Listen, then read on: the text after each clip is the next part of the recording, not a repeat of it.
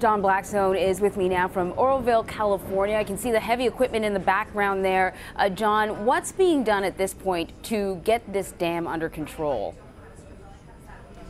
Well, what's happening here, heavy equipment, as you can see, is at work filling bags, large bags with these heavy rocks. And these rocks are going to be used to try to plug a hole that developed in the emergency spillway from this dam. Fortunately, the water level in the dam has now dropped enough that water's no longer going over that emergency spillway.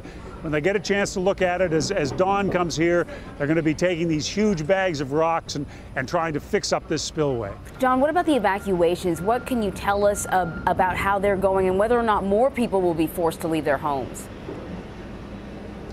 At this point, there's no plans for more evacuations. Officials think they have enough people out of the area, but there was certainly a scene of chaos here when the evacuations were announced. This is about 200,000 people had to leave the many towns around here on narrow roads. There were hours-long traffic jams. The question now, when will those people be allowed back in? Certainly the immediate danger seems to have passed, but the water managers here want to make sure they're getting this fix onto the dam, that they have things secured. And then there is another storm coming in later in the week, dry weather for a couple of days, but then some more wet weather toward the end of the week. There's worry about that. Let's see how far the water comes down in the dam so they can be secure that things are going to be fine here. Well, I wanted to ask you about that, about the wet weather that is predicted for later on this week, which would probably have been a good story at any other time, considering the number of stories we've done on drought in California.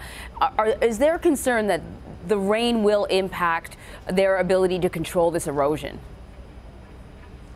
Yeah, certainly there is, because this dam is already close to full. This reservoir is already close to full. And while they're allowing 100,000